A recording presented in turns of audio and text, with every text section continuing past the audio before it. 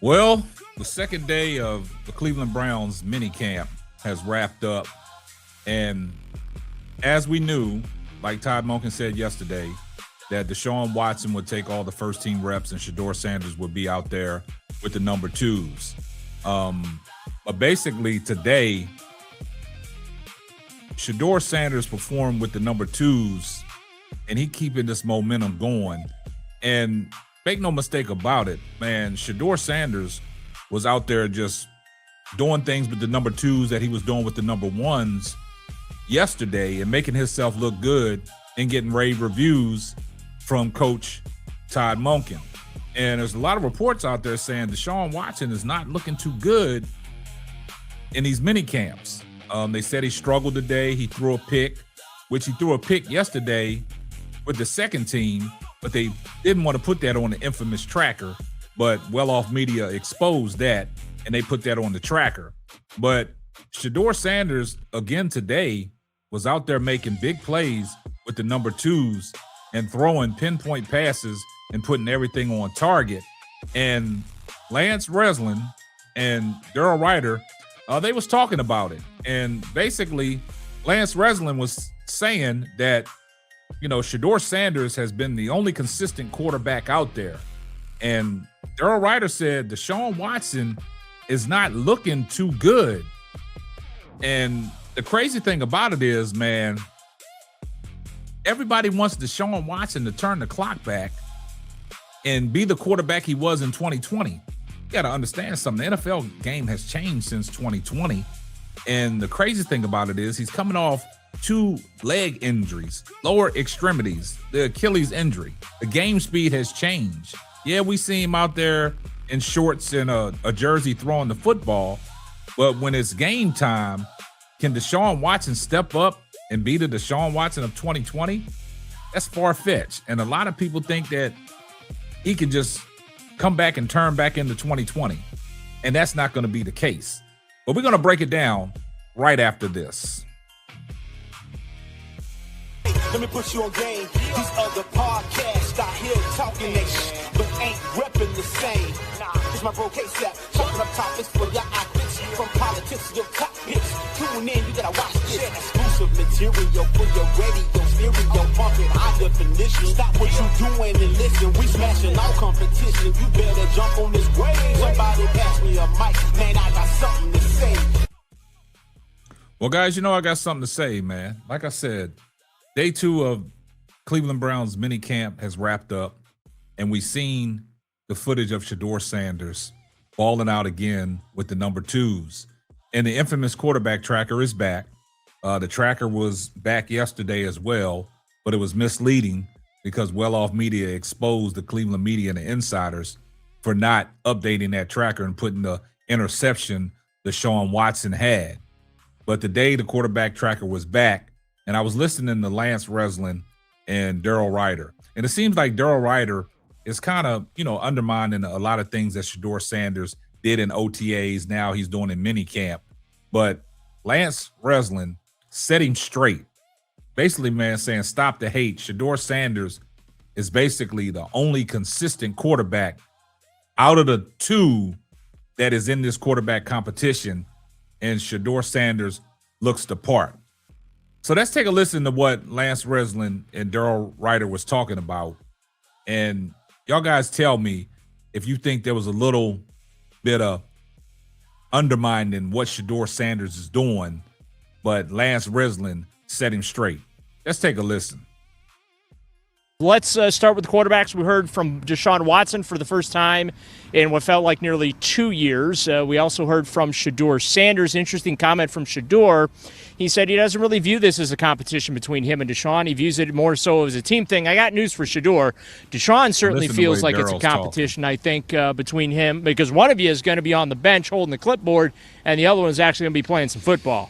Well, the thing that's interesting is at this time of year, for how Monken's running this, it is kind of like we're going to get ready for the joint practices. We're going to get ready for the preseason games. Obviously, he's thinking more, and that's kind of a young guy's way to think, right? I'm going to improve myself, where Watson's like, I'm a veteran, I'm going to win this job. I thought, it switched from yesterday to today. But, yeah, you can see that it's very much a competition for Deshaun Watson. It's very much you could see him out there today working as hard as he could. And not to say he hasn't done it before, but there's a sense of relaxation with Shedeur Sanders right now. And you can feel that when you're out there. Yeah, and look, Deshaun, gotta be honest with you, he doesn't look that great. He does not look like the player that the Browns thought they were getting, but he hasn't played a lot. He's only played 19 games with the Browns. We'll see throws where he's putting it on a dime, and then the next throw he misses a guy by 5 yards. I mean, it's wildly inconsistent. That said, Shedeur has not put himself in a position where he's the lead dog in the race either. And so, that's, I think, what concerns me about this quarterback competition, Lance, is that neither one of these guys is distinguishing themselves at a level where you say, hey, that's going to be the guy here in 2026. We're going to have to sort this out in training camp again. Well, I think right through the first 2 days of mandatory minicamp, I think that's well said. So that you're getting more highs and lows that you're getting from Deshaun. You're getting those wow throws, but then you are getting some terrible throws, some terrible decisions where I don't think Shedeur has been as high, nor has he been as low. He's been fairly consistent. But one thing I always try to look at is I try to look at their footwork, see if they transfer their weight, try to look at the fundamentals of things, and you can see the improvement that Shedeur has made, not only over the course of last year, but even through early, OTAs into camp. He's making a ton of progression. He also has made a ton of impact. So even though neither have played great or terribly, he had more impact yesterday than Deshaun had today. Wow. Now, you heard what Lance Reisland said. He had to get Daryl Ryder because he was trying to undermine Shedeur Sanders, and he's basically saying that Shedeur Sanders is the most consistent. He has showed vast improvement, and he broke it down to where he's saying that Shedeur Sanders got the most impact. Now, that is key. When you have impact on the organization and the players, that bodes well for you. He didn't say that much about Deshaun Watson. He said, man, he's been high and then he's been real low, inconsistent. And Daryl Ryder said that Deshaun Watson hasn't looked the part. Now, we get mixed reviews, man. We get mixed reviews from different reports. What's the difference in what Lance Reisland and Daryl Ryder are seeing based on what Mary Kay Cabot is seeing and Tony Grossi is seeing and some of these Cleveland media personnel and these insiders? What is the difference? Like, these are the reports that people are, trying to say, hey, hold up, wait a minute. But Todd Monken has been telling us all along about this quarterback competition. But y'all know how Mary Kay jumped out there like a cabbage, all head and no ass. And she put the report out there saying, just give the keys to Deshaun Watson. He looks magnificent. But there's other reports debunking that, saying he's not looking too good. So what's the difference? I just think Lance Reisland, he set the record straight, and he kept it real about Shedeur Sanders over Deshaun Watson. So basically, if you hear it the way he's breaking it down, he's telling people that Shedeur Sanders is, he's on his way to this quarterback one position. And it's basically, he's piggybacking off of what Todd Monken has said about the progression of Shedeur Sanders, getting the ball away quick, the footwork, being nimble, on time and on target. We've seen what Shedeur Sanders has done, in these OTAs and in, this mini camp. It's no secret about it that look at Shedeur Sanders, man. Look at the balls he's throwing to all these different receivers, man. And he's putting it on time and on target, man. And he's making plays, man. Even if it's with the ones or it's with the twos. Shedeur Sanders is out there balling out, man. He's getting the ball away quick. He's going through his progressions. He's doing his check downs. He's spreading the ball all over the field. You don't have to make the home run play every time. But as he said in this press conference, man, Todd Monken said, they going deep. And Shedeur Sanders said, hey, if you're not great, don't be out here. And, like they said, it's the first time we've heard from Deshaun Watson speak at the podium in over 2 years. You know what I'm saying? Everybody was wondering how he would, do and the questions people would ask. But I just think in this sense, man, Shedeur Sanders, man, he's getting a lot of good reviews from a lot of different reporters. And like I said, man, it's a lot of mixed reviews, man. So what is Mary Kay Cabot and them out there looking at versus to what these other reporters are out there looking at? it seems like Shedeur Sanders is out there, proving to everybody that he's potentially going to be quarterback one. Now, a lot of people are saying different things about Deshaun Watson, so we don't know what to believe, man, the narratives.